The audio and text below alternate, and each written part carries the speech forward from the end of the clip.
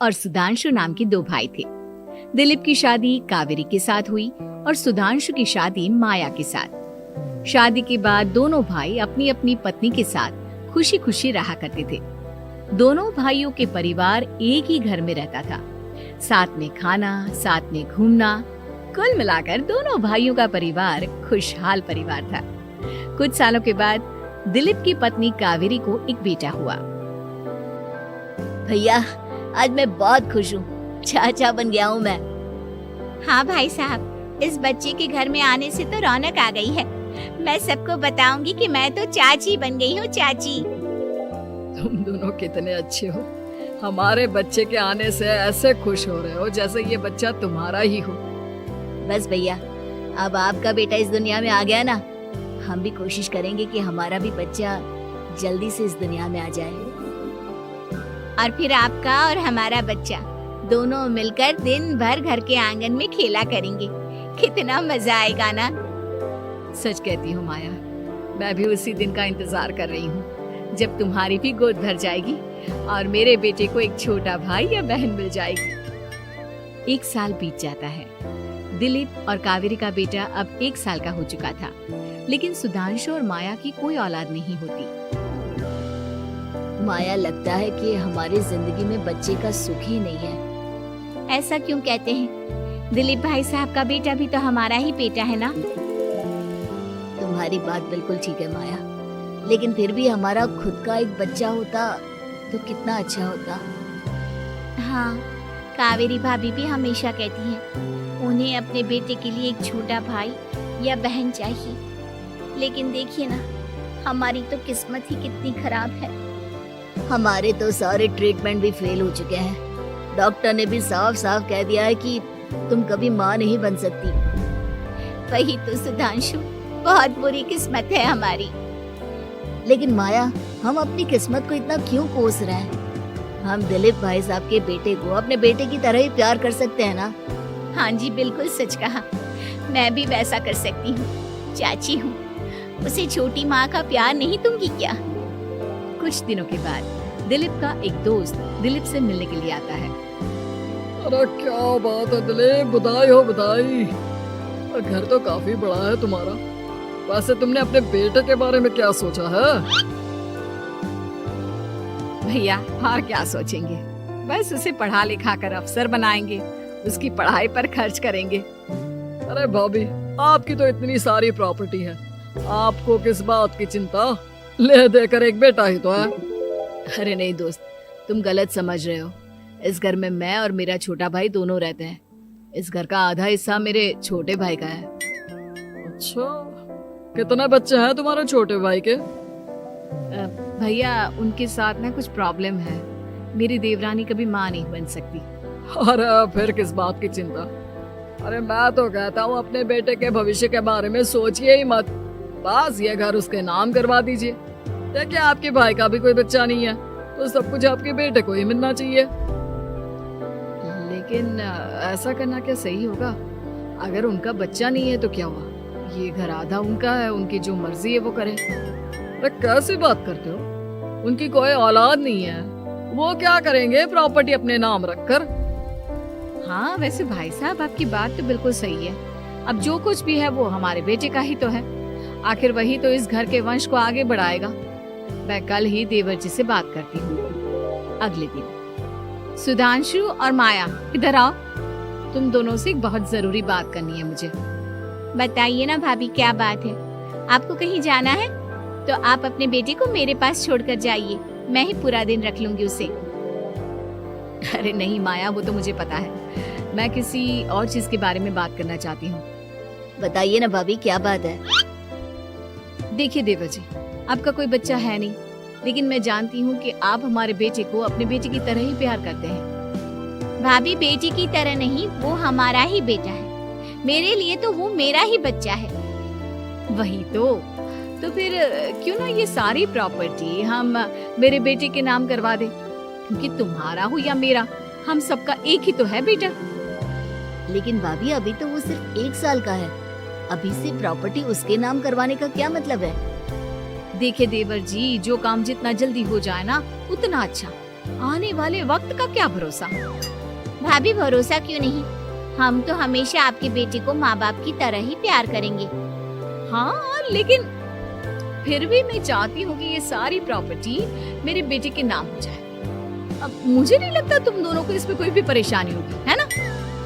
भाभी वैसे तो आप जो कह रही हैं वो बहुत जल्दबाजी है, लेकिन फिर भी अगर आपको ऐसा लगता है तो ठीक है, कल ही प्रॉपर्टी के पेपर बनवा लीजिए, मैं और माया उस पर साइन कर देंगे। इस तरह से अगले दिन प्रॉपर्टी के पेपर बनवाकर सारी प्रॉपर्टी दिलीप और कावेरी के बेटे के नाम पर करवा दी जाती है। कुछ दिनों के बाद सुधांशु, सुबह सुबह ये कौन लोग आ गए हैं तुम्हारे घर पर?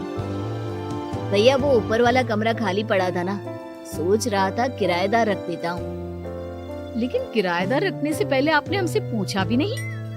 भाभी इसमें आपसे पूछने वाली क्या बात थी, हमें एक ही कमरे की जरूरत थी, इसलिए सोचा दूसरा कमरा किराए पर दे देते हैं, कुछ इनकम हो जाएगी।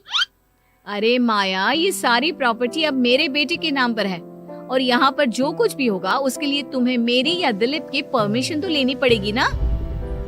हाँ सुधांशु, तुम्हारी भाभी ठीक ही तो कह रही है। अब देखो, तुमने खुद अपने हाथों से ये प्रॉपर्टी हमारे बेटे के नाम की है, वह अभी बहुत छोटा है, तो इस घर से रिलेटेड सारे फैसले तुम्हें हमसे पूछ कर लेने चाहिए। भाभी हमें तो लगा था कि आप हम लोगों से बहुत प्यार करती हैं, लेकिन आप तो हमारे साथ भेदभाव करने लगी। अरे इसमें भेदभाव करने वाली क्या बात है? और मैंने कौन सा तुमसे कुछ गलत मांग लिया? अरे ले देकर मेरा बेटा इकलौता इस पूरे वंश का वारिस है, सब कुछ उसके नाम है। तुम्हें इस बात से जलन क्यों हो रही है? भाभी माया को जलन नहीं हो रही, वो तो बस ऐसे ही कह रही थी। सब जानती हूँ मैं, इसकी खुद की तो कोई औलाद पैदा नहीं हुई, बस इसीलिए जब देखो तब मेरे बेटे पर बुरी नजर डालती रहती है। देखो माया, कावेरी तुमसे बड़ी है, वो जैसा कहती है वैसा करो। और वैसे भी इस घर पर अब तुम लोगों का कोई अधिकार नहीं है, वो तो हम लोगों की भलाई समझो जो तुम्हें अभी तक यहाँ रहने दिया है। भैया आप इतने कैसे बदल गए? इस प्रॉपर्टी ने आपके दिल से हमारे लिए प्यार पूरी तरह खत्म कर दिया है क्या? इसी तरह वक्त बीतता जाता है और देखते देखते दिलीप और कावेरी का बेटा प्रणव 25 साल का हो जाता है और उसकी नौकरी लग जाती है। पापा आज मेरा अपॉइंटमेंट लेटर आ गया है, मैंने सिंगापुर में जॉब ज्वाइन कर ली है। लेकिन प्रणव, विदेश में नौकरी करने जाने से पहले तुम्हें कम से कम अपने मम्मी पापा से एक बार पूछना चाहिए था ना।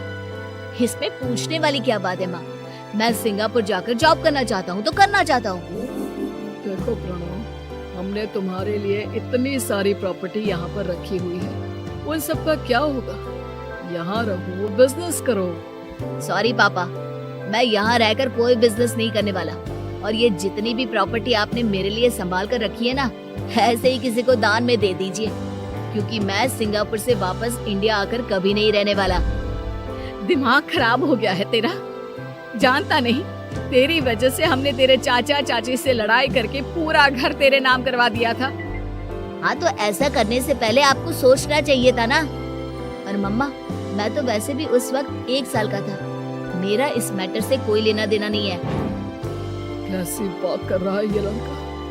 अरे तेरी वजह से अपने छोटे भाई से दुश्मनी लेकर बैठा हूँ मैंने तो उसे घर से भी निकाल दिया। जानता नहीं तू, बाजू वाले घर में एक छोटा सा कमरा किराए पर लेकर रहते हैं तेरे चाचा चाची, और ये सब मैंने तेरे लिए किया।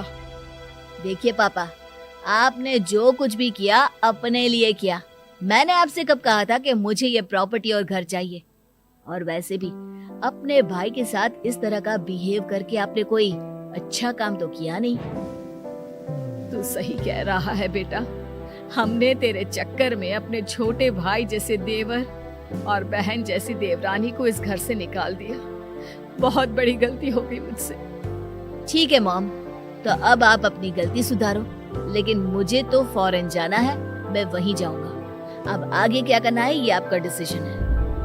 और प्रणव सिंगापुर जॉब करने के लिए चला जाता है। कुछ दिनों के बाद जब दिलीप और कावेरी को अपनी गलती का एहसास होता है तो वो सुधांशु के घर पहुंचती है। सुधांशु, माया, हमें माफ कर दो, हमसे बहुत बड़ी गलती हो गई। क्या हुआ भाभी? आज इतने सालों के बाद अब हम गरीब लोगों के घर क्या करने आई हैं? भाभी, हमने तो खुशी खुशी अपने भतीजे को सब कुछ दे दिया। अब हमारे पास कुछ भी नहीं बचा है। भाई मुझसे बहुत बड़ी गलती हो गई, जो तेरे जैसे भाई को मैंने प्रॉपर्टी के चक्कर में घर से निकाला, और जिसके लिए मैंने ये सब कुछ किया वो खुद ही विदेश चला गया। भैया भाभी, जिस बेटे के लिए आपने हम लोगों को इतनी तकलीफ दी, आपस के प्यार को बिगाड़ा, जब वही आपसे दूर चला गया तो आपको इस बात का एहसास हुआ। लेकिन माफ कीजिए, अब हम आपके साथ रहने के लिए उस घर में नहीं आ सकते। नहीं नहीं माया, ऐसा मत कहो, मुझसे बहुत बड़ी गलती हो गई। प्लीज वापस चलो, मैं वो घर फिर से तुम्हारे नाम कर देती हूँ। भाभी, मैं उस घर का क्या करूंगी? किसके लिए? मेरा कोई बच्चा नहीं। मैं तो बस जिंदगी भर आप लोगों के साथ प्यार से रहना चाहती थी, प्रणव को अपने बेटे की तरह प्यार करना चाहती थी, लेकिन आपने मुझसे वो अधिकार छीन लिया। भाभी और भैया, एक सवाल पूछना चाहता हूँ आप लोगों से। जो बच्चा कुछ ही दिन पहले दुनिया में आया हो, जिस बच्चे के भविष्य का आपको पता ही ना हो, उसके लिए अपने पुराने रिश्तों को तोड़ देना, अपने सगे रिश्तेदारों से दुश्मनी मोल लेना, उनके साथ झगड़ा करना, उनकी बेइज्जती करना, क्या ये सही है? कम से कम हमें सही वक्त का इंतजार तो करना चाहिए ना। सिर्फ प्रॉपर्टी के लिए अपने सगे भाई को घर से निकाल दिया, वो भी अपने 1 साल के बेटे के लिए। क्या ये वाकई में सही था? जवाब दीजिए मेरी बात का।